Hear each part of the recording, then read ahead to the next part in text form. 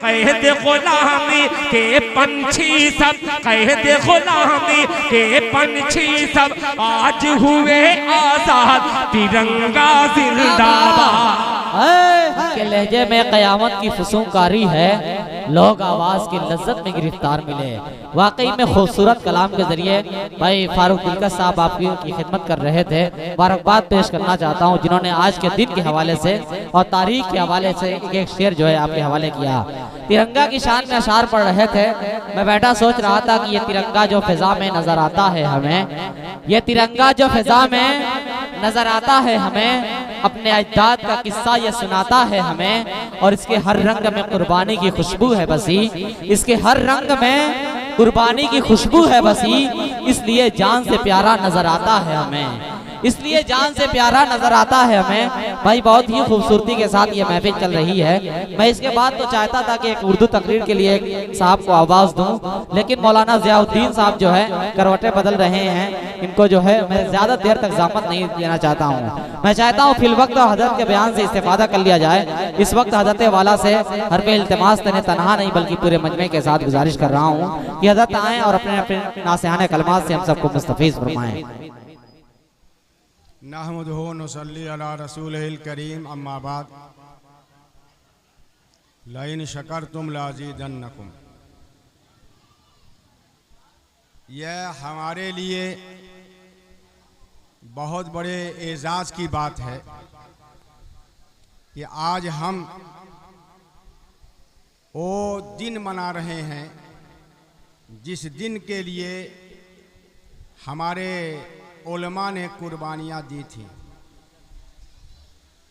जो तहरीक 200 साल चली, उन गासिब जालिम सितमगर अंग्रेज़ों के खिलाफ जो इस हिंदुस्तान में 1599 में आए थे जहांगीर के दौर में ताजिर बन करके। उस वक्त हिंदुस्तान अपनी दौलत के एतबार से, अपनी खुशहाली के एतबार से, अपने अमन व अमान के एतबार से और वसाइल की फरावानी के एतबार से दुनिया का टॉप मुल्कों में माना जाता था। तब अब यूरोप अंधेरे में था, तरक्की की राहें वहाँ मसदूद, सड़कें बिल्कुल कच्ची, रोड खराब, बस एक निज़ाम था। यूरोप तारीकी में डूबा हुआ था। उस वक्त हमारा हिंदुस्तान मुस्लिम बादशाहों की वजह से, उनकी मेहनत की वजह से सोने की चिड़िया कहलाता था। सोने की चिड़िया का मतलब है कि दौलत की फरावानी, अमन की फरावानी।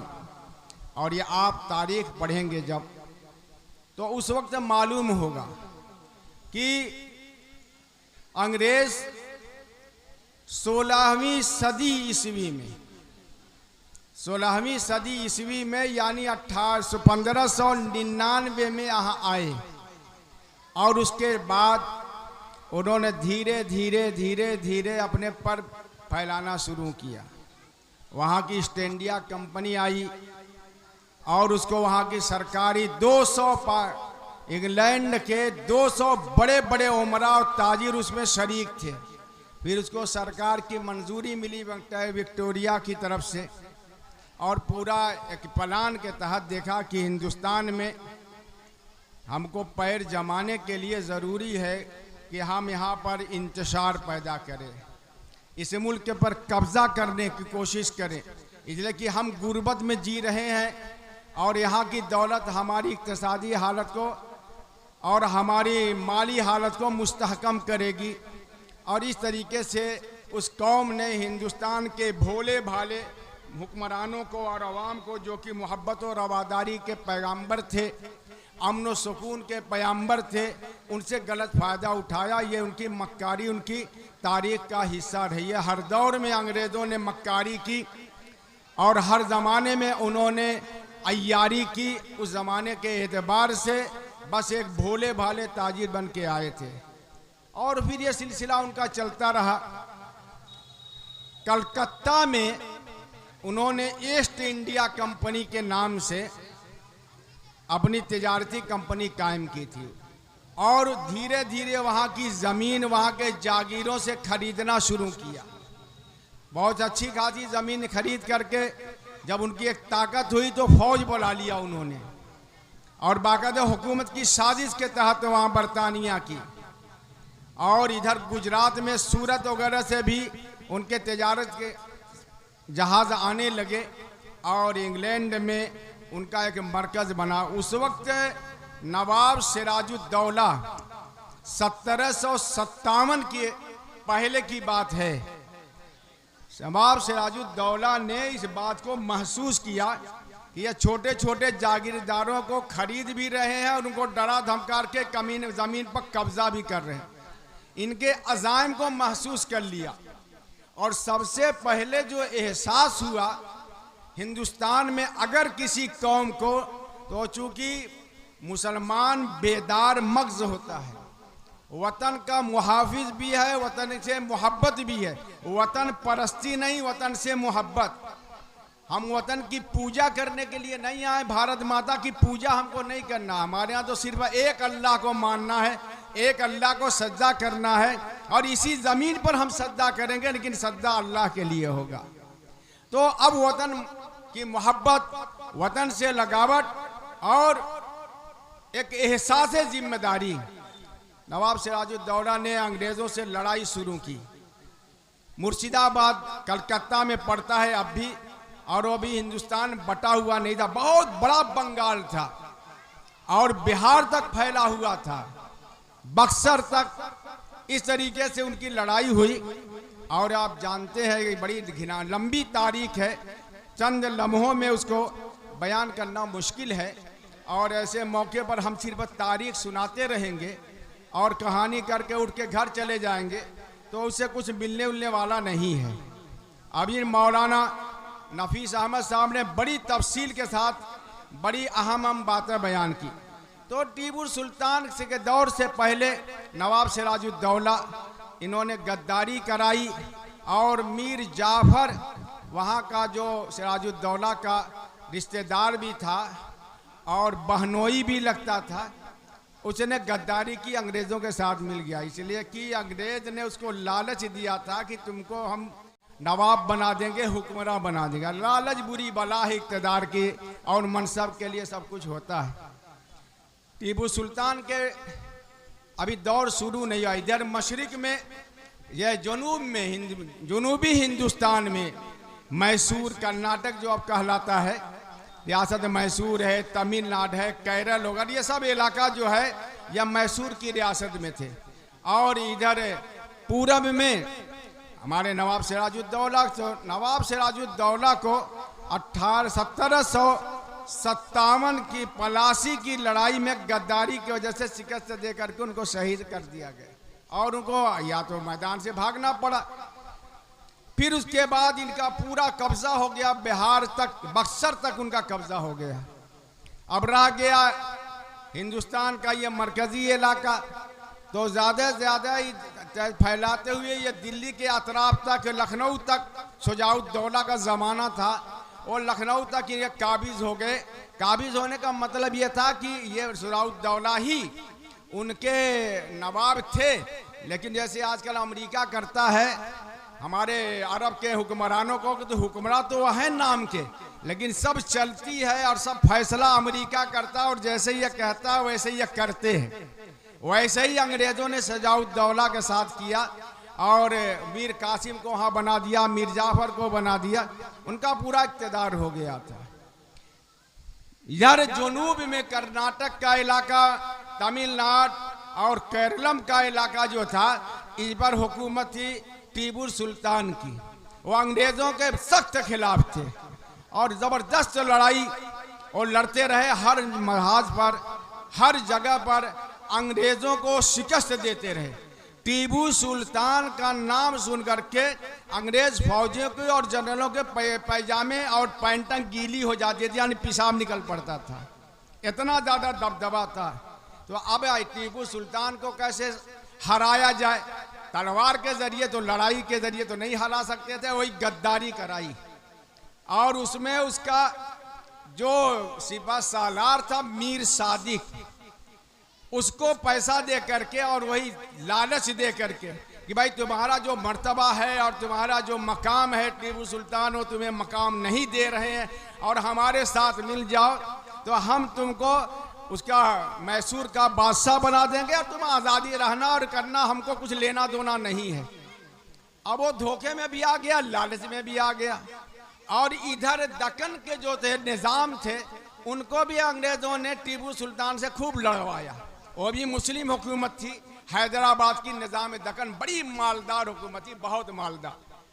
उन्होंने सैकड़ों टन, मीर महबूब अली खां का ज़माना था, उन्होंने हिंदुस्तान का इतना ज़्यादा सोना दिया कि इसका पूरा कर्जा चुका दिया। सबसे ज़्यादा हिंदुस्तानी हुकूमत को सोना देने वाले निज़ाम हैदराबाद मीर महबूब अली खां थे। उसको अंग्रेज़ों ने टीपू सुल्तान से लड़ाया। उधर ही मुसलमानों से मुसलमान लड़ रहे हैं, इधर मीर सादिक गद्दारी कर रहा है और वो भी सिलसिला ख़त्म हुआ। गद्दारी की वजह से टीपू सुल्तान श्रीरंगपट्टनम की लड़ाई में 1799 में शहीद हो गए। अब पूरे हिंदुस्तान में अंग्रेज़ों का एक दबदबा और गलबा हो गया। सिर्फ दिल्ली के अतराफ थे, दिल्ली और क्या है, दिल्ली और उसके इलाके तो मगरबी यूपी का कुछ हिस्सा था, पालम का इलाका था। इस इलाकों तक बादशाह बहादुर शाह जफर की हुकूमत थी और वो नाम चलता था, असल तो हुक्म जो चलता था वो अंग्रेज़ों का चलता था।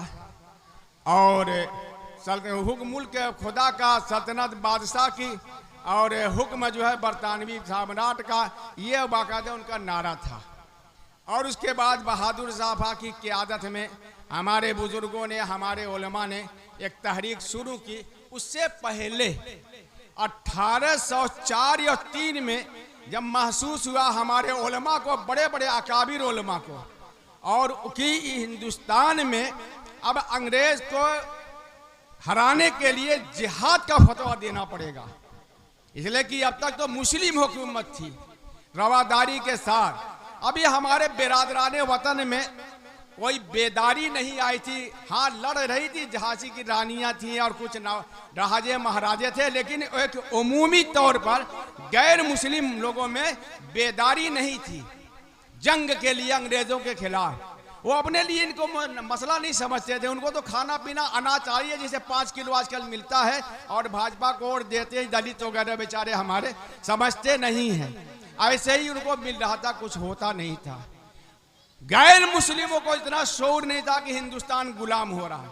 हाँ, बहुत महदूद पैमाने पर, बहुत कम पैमाने पर कुछ राजा थे, बेदार थे।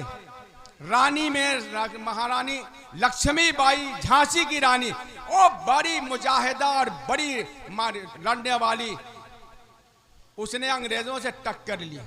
1857 तक आते आते हमारे उलमा ने प्लान बनाया। तो उससे पहले शाह अब्दुल अजीज रहमतुल्लाह अलैह ने 1804 में, यानी 3 के लास्ट में फतवा दिया कि हिंदुस्तान ये दारुल हर्ब हो गया, यानी मुसलमानों को यहाँ पर अब रहना, जंग करके रहना पड़ेगा। अंग्रेज ने कब्जा कर लिया है। और उसके बाद मुसलमानों के अंदर एक जोश पैदा हुआ, पूरे हिंदुस्तान में मदारिस में जोश पैदा हो गया, खानकाहों में जोश पैदा हुआ कि फतवा दे दिया गया जिहाद का। शाह अब्दुल अजीज वो मामूली शख्सियत नहीं थे। शाह वलीउल्लाह मुहद्दिस देहलवी रहमतुल्लाह अलैह, जो हिंदुस्तान में इस्लाम के सबसे बड़े दिफा करने वाले, हदीस के सबसे बड़े आलिम थे उस वक्त के बाद, दुनिया के पाए के बड़े बड़े उलमा में थे। हमारे रूहानी पेशवा, इस्लामी पेशवा, ये शाह वलीउल्लाह साहब मुहद्दिस देहलवी के साहबजादे थे, शाह अब्दुल अजीज देहलवी रहमतुल्लाह अलैह। चूँकि मुसलमान, हमारे आवाम ये सब चीज़ें जानती नहीं हैं, और उसकी वजह भी मैं बताऊंगा अभी। ये क्यों नहीं जानती है, इसमें हमारा बहुत बड़ा जुर्म है, मदारिस का बहुत बड़ा जुर्म है, और बहुत बड़ा इसमें गलती हमारे मदारिस की है।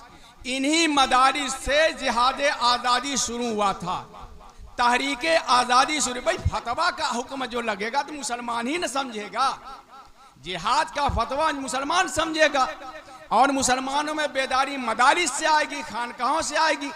शाह अब्दुल अजीज रहमतुल्लाह अलैह ने जो फतवा दिया था वो गैर मुस्लिमों को थोड़ा समझ में आएगा, लेकिन मुसलमानों के साथ वो भी समझ रहे थे कि मुल्क को आज़ाद कराना।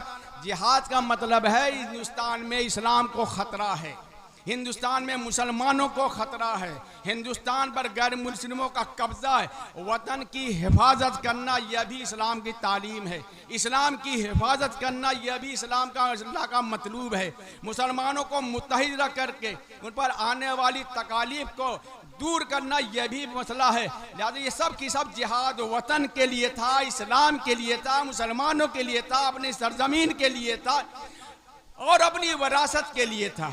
मुसलमानों ने इसको समझा और ये तहरीक चली कहाँ से? मदरसों से चली थी। उस वक्त जितने भी हिंदुस्तान में इतने पैमाने पर मदरसे नहीं थे, खानकाहों से चली थी। अब उलमा का अवाम में असर था।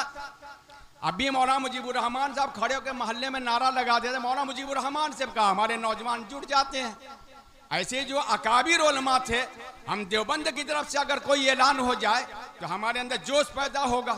इस तरह मुसलमानों के अंदर जोश पैदा हो गया और मौलाना सैयद अहमद शहीद रहमतुल्लाह अलैह ने, जो बड़े ही रायबरेली के थे, मौलाना अली मियाँ साहब दारुल उलूम नदवतुल उलमा के जो नाजिम थे, बैनुल अक़वामी शख्सियत, और इस वक्त जो मौलाना बिलाल साहब है, इनके दादा परदादा लगते थे। उन्होंने शाह अब्दुल अजीज के शागिर्द थे।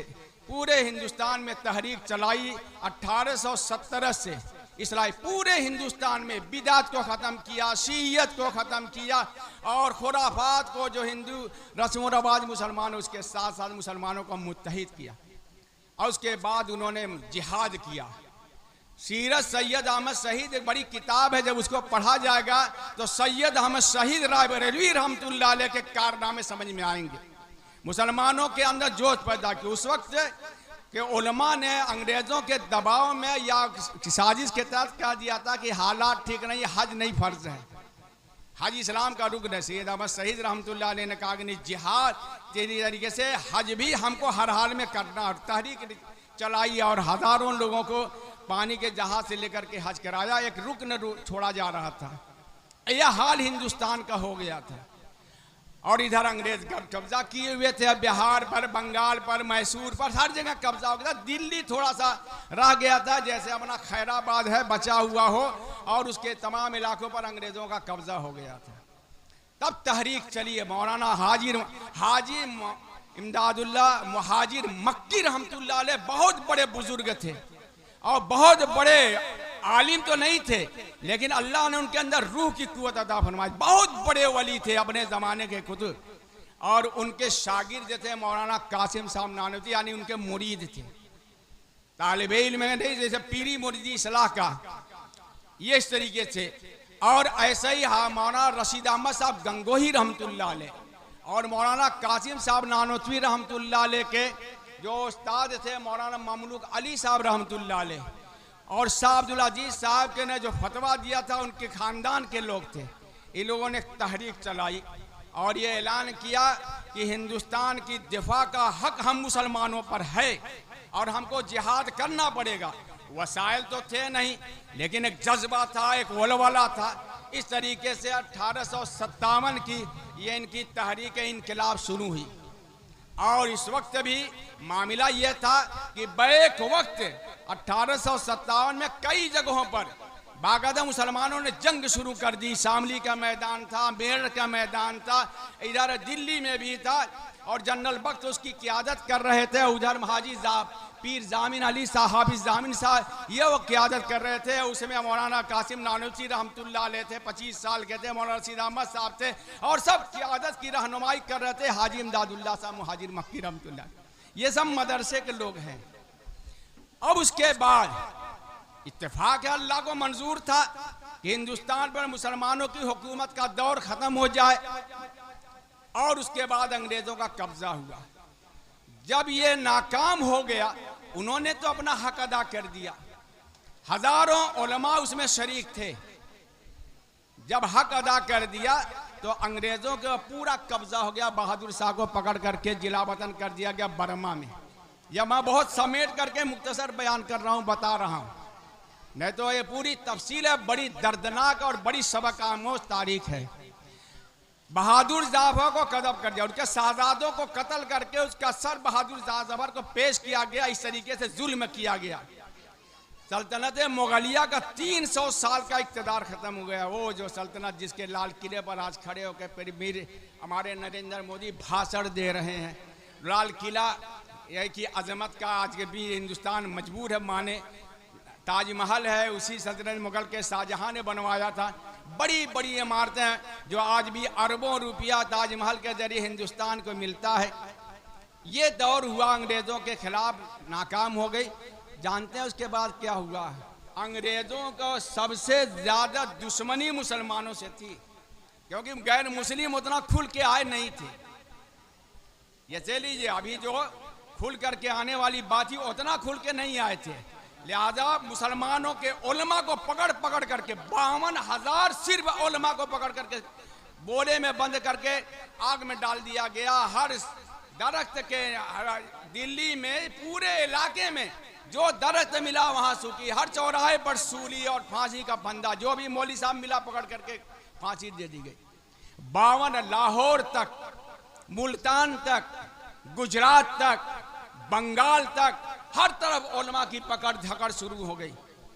और उसके बाद नतीजा यह हुआ कि इस्लाम खतरे में वाकई आने लगा कि हिंदुस्तान में मुसलमानों का नाम ही नहीं मिटेगा। इंदुलस यानी यूरोप की तरीके से हिंदुस्तान से इस्लाम का नाम भी मिटा देंगे। वही प्लान था बाकायदा। कुरान शरीफ के 52,000 नुस्खे घरों से जब्त कर करके, उस वक्त 52,000 नुस्खे आप मामूली समझ लिए, किताबत होती थी, प्रेस में बड़ी मुश्किल से छपते थे। आजकल तो लाखों की लाख तादाद में कुरान के नुस्खे, कुरान से ख़त्म करके कि इनके अंदर जिहाद का जज्बा पैदा करने वाला, अमल का जज्बा पैदा करने वाला, इस्लाम पर साबित कर देने वाला अगर कोई है तो यह कुरान है। लिहाजा उन्होंने प्लान बनाया, 52,000 नुस्खे लेकर के बंगाल की खाड़ी में डाल दिया गया और नजर आतिश कर दिया गया जो मुस्का मिसा। लेकिन यहाँ तो अल्लाह ताला ने निज़ाम बनाया है हुफ़ाज का। यहाँ जितने हाफिज कितने बैठे हुए हैं, 20-25 तो यही होंगे, और सबके दिल में अल्लाह ताला ने कुरान महफूज रखा। इन्ना नहनु नज़्ज़लना ज़िक्र व इन्ना लहू लहाफ़िज़ून। ये निज़ाम उनका नहीं चल सका। यूरोप से बाकायदा ईसाई मिशनरियाँ, ईसाई मिशनरी का मतलब ये होता है ईसाई धर्म का प्रचार करने वाले और ईसाई मजहब कबूल करके ईसाई बनाने वाले वो बुला लिए गए। बड़े बड़े उनके पादरी आए। फंडर एक बहुत बड़ा पादरी था और वही उनका बहुत बड़ा बाबा था, और इसी के इक़्तिदार में मुनाजरे हो रहे थे। दिल्ली में बड़े बड़े मुनाजरे हुए। मौलाना अहमद सईद देहलवी रहमतुल्लाह अलैह ने मुनाजरा किया, और इस तरीके से बहुत से लोगों ने, जब इन पर कब्जा हो गया, मौलाना रहमतुल्लाह साहब कैरानवी रहमतुल्लाह ने अब हमारे उलमा जो मौलाना कासिम साहब नानवी रहमतुल्लाह अलैह थे, इसी तरीके से मौलाना रशीद अहमद साहब गंगोही रहमतुल्लाह अलैह थे, और इसी तरीके से और भी बड़े बड़े उलमा, इन्होंने तय किया कि हिंदुस्तान में अब खामोश रह करके इस्लाम की बका के लिए और ये छावनी बनाई जाए, इसलिए कि लड़ाई में हमने हक अदा कर दिया, अल्लाह ने यह मंजूर नहीं था। जब पकड़ धकड़ कम हुई और 1862 में 62-63 में अंग्रेजों ने आम माफी का ऐलान कर दिया कि अब किसी को पकड़ा नहीं जाएगा, किसी को सजा नहीं दी जाएगी। तब 1866 में इन नौजवानों ने, इन उलमा ने दारुल उलूम देवबंद काम किया। उस वक्त जानते हैं मौलाना हुसैन अहमद साहब, मौलाना कासिम साहब नानवी रहमतुल्लाह अलैह की उम्र वही 25-26-27 साल थी। 26-27 साल के थे। और इसी तरह के मौलाना रशीद अहमद साहब भी उसी उम्र के थे। और हाजी इमदादुल्लाह साहब मुहाजिर मक्की रहमतुल्लाह अलैह वो कह रहे थे कि अब इस्लाम का किला बनाओ और उसके बाद मुसलमानों को तैयार करो वतन के लिए। दारुल उलूम देवबंद क़याम हुआ। मौलाना ममलूक अली साहब, मौलाना कासिम नानवी साहब, मौलाना रशीद अहमद साहब देवबंद आए, और वहाँ जामा मस्जिद में पहले मकतब चलता था हाजी आबिद हुसैन साहब रहमतुल्लाह अलैह की क़यादत में। कहा कि अब इस मकतब को और विस्तार किया जाएगा और एक मदरसे, बड़े मदरसे की शक्ल दी जाएगी। छत्ता मस्जिद में वसाइल थे नहीं, जैसे मदरसा शुरू करता है खैराबाद का, जब ये मदरसा शुरू हुआ था बिल्कुल शुरू में मकतब की शक्ल में, तो हाजी रशीद अहमद साहब के घर में से शुरू हुआ था। हाजी रशीद अहमद साहब का इनके थे, उनके घर से मकतब शुरू हुआ था। फिर वो जामा मस्जिद के कमरे में गया और उसके बाद धीरे धीरे वो इमारत बनी और आज मंबाडोलू में इतना बड़ा है। ऐसे ही सरोसामानी की हालत में मदरसे शुरू होते हैं, कोई वसीला नहीं था। जो छत्ता की मस्जिद में कोई साहिबान वगैरह नहीं था, एक अनार का दरख्त था और उसी के साय में मौलाना मुल्ला महमूद हसन बैठ करके वो हाफिज और आलिम थे पुराने ज़माने के, उनको मुदर्रिस रखा गया और उसके लिए जो सबसे पहला अरबी ज़बान पढ़ने के लिए, अरबी तालीम हासिल करने के लिए वो जो उनको शागिर्द मिला वो भी महमूद हसन ही थे। मुल्ला महमूद यानी महमूद हसन शागिर्द है मुल्ला महमूद के, और ये मुल्ला महमूद को बनाने वाला मौलाना मुबारक अली साहब, मौलाना मामूल अली साहब, मौलाना कासिम नानोतवी साहब, इन लोगों की सरपरस्ती में और इनके नाम के साथ सब बैठे हैं, उन्होंने उनको शुरू कराई। दारूम के बारे में मौलाना शेखुल हिंद जो चल के आगे बने महमूद हसन साहब पहले तालिब इल्म, अब जब वो बने हैं तो उन्होंने कहा हिंदुस्तान दारूम देवबंद की तारीफ करते हुए बताया कि दारूम क्यों बनाया गया। दारूम को ये नहीं कहा कि सिर्फ तालीम देने के लिए नहीं, सिर्फ कुरान और हदीस पढ़ने के लिए नहीं, दारूम इस्लाम की वो छावनी है जहाँ पर मुजाहिदीन तैयार किए जाएंगे जो हिंदुस्तान में आज़ादी के तहरीक को आगे बढ़ाएंगे, अंग्रेज़ों के खिलाफ जो तहरीक चलाने वाली होगी और नए सिरे से इनकलाब बर्पा करने वाली होगी। हमने अपना हक अदा कर लिया जिहाद करके, लिहाजा दारूम देवबंद इस्लाम की छावनी, वतन की हिफाजत के लिए मुजाहिदीन को तैयार करना, वतन में इस्लाम की हिफाजत के लिए मुजाहिदीन को तैयार करना, ऐसे मौलाना को तैयार करना जो कुरान और हदीस के माहिर हैं, बड़े बड़े उलूम को जानने वाले हैं, उसी के साथ साथ वतन की मोहब्बत में ऐसे सरसार हैं जिनके हाथों में एक तरफ तलवार है वतन की हिफाजत के लिए तो दूसरे हाथ में कुरान है कौम की रहनुमाई के लिए, ऐसे अफराद को तैयार करना है। मौलाना मुजाहिद मौलाना शेखुल हिंद रहमतुल्लाह अलैह पहले शागिर्द दारूम का ये था दारूम का मिशन।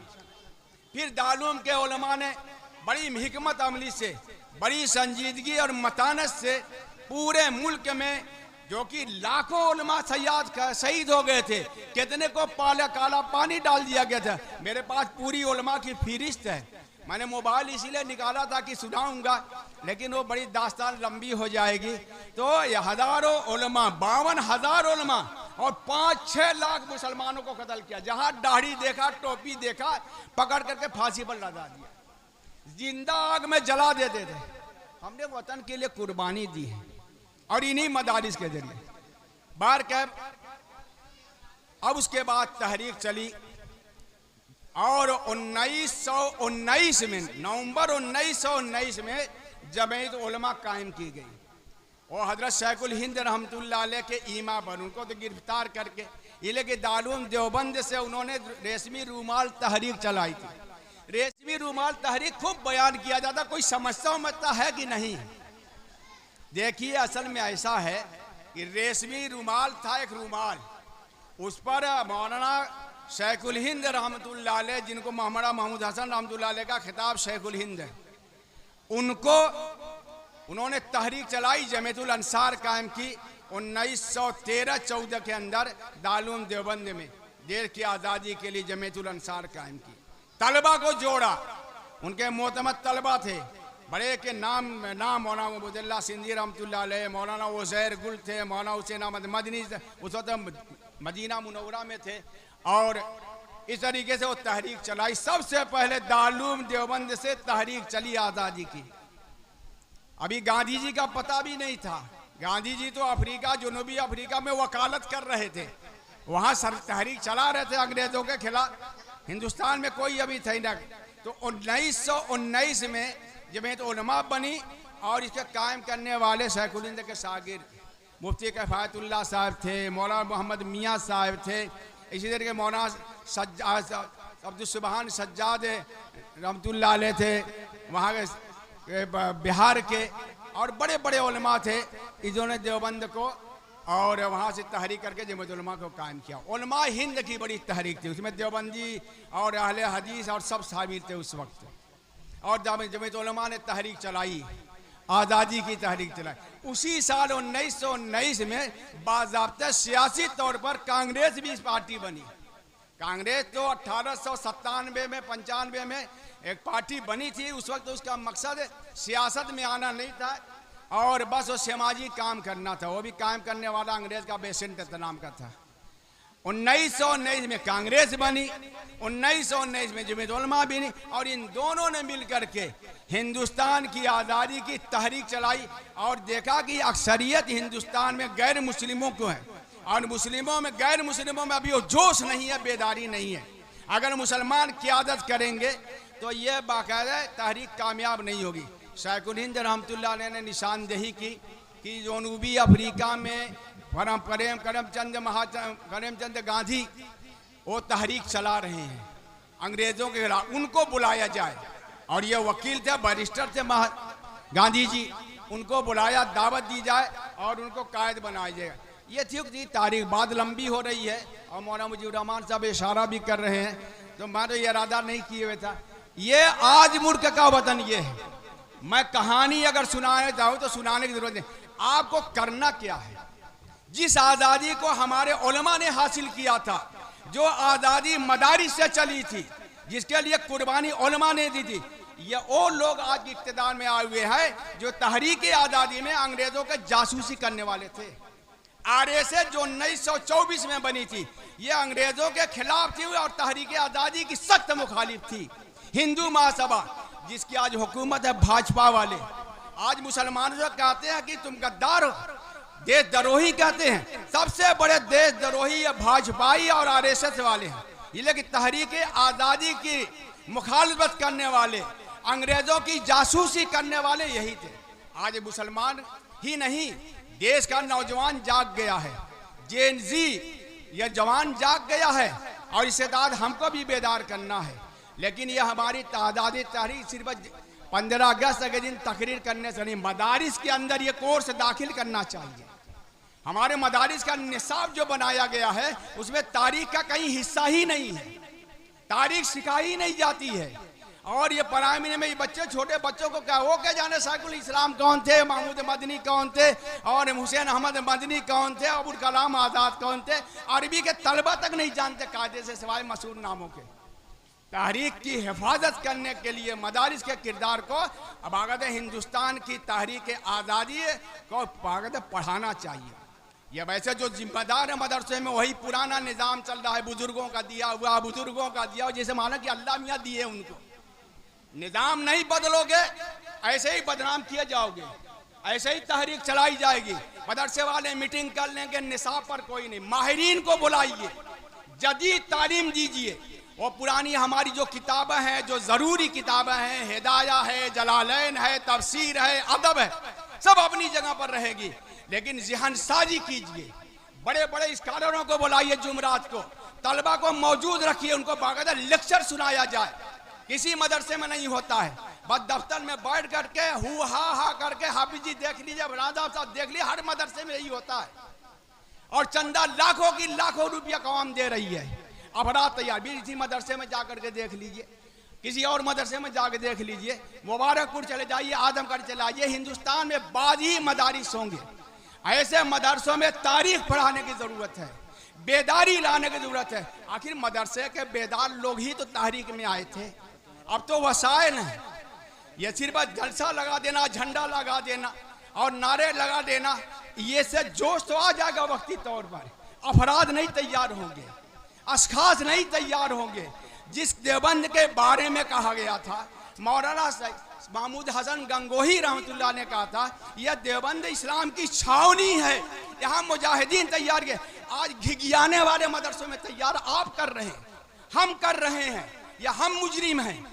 लिहाजा मदरसों में तब्दीली लानी पड़ेगी, निज़ाम बनना पड़ेगा, तलबा के अंदर शऊर पैदा करना पड़ेगा। RSS ने 100 साल के अंदर क्या है, सरस्वती स्कूल के जरिए, नर्सरी स्कूल के जरिए छोटे छोटे बच्चों में मुसलमानों के खिलाफ जहर भर दिया है। आज वही तैयार होकर के हर शोबे पर उनका कब्जा है, तालीम पर उनका कब्जा है। हर यूनिवर्सिटी का कुलपति, वाइस चांसलर RSS का है, अदलिया में RSS के लोग घूमे हैं, बड़े बड़े जगहों पर, संस्थानों पर, पुलिस में RSS के ये प्लान के साथ उन्होंने किया। और हम वही अकाबिर के गाने गा रहे हैं, हजरत ने यह किया, हजरत ने वो किया। आप क्या कर रहे हैं? इस पर बैठिए और सोचिए कि हम दादाजी को बाकी कैसे रखें। आज इनका कब्जा हो चुका है। दहशत का यह हाल है कि मुसलमान सब्र नहीं कर पाता, और उनके जोश का यह हाल है कि जब चाहा मुसलमानों को पकड़ करके मॉब लिंचिंग कर दिया। यह हमारी दहशत दिल में बैठी हुई, इसको निकालना पड़ेगा। आज एक ऐसा हुकूमत आई हुई है जिसका मिशन ही है इस्लाम के खिलाफ नफरत, लड़ाओ हिंदू मुस्लिम, और हम उसमें सब दस। एक मदरसे वाले को वहाँ पर बयान था, अरे वो मत कीजिएगा, इससे बड़ा इख्तलाफ हो जाएगा। अभी एक इदारिया लिखा था मौलाना ने, उनका पर्दा रहा, ओ ऐसे मत कीजिए, हुकूमत के खिलाफ हो जाएगा। ये ऐसे हैं, और बड़े बड़े लंबी लंबी दाढ़ी, रुमाल लेकर, तस्वीर लेकर अल्लाह अकबर कहते हुए, लेकिन करेंगे कुछ नहीं मदरसों में।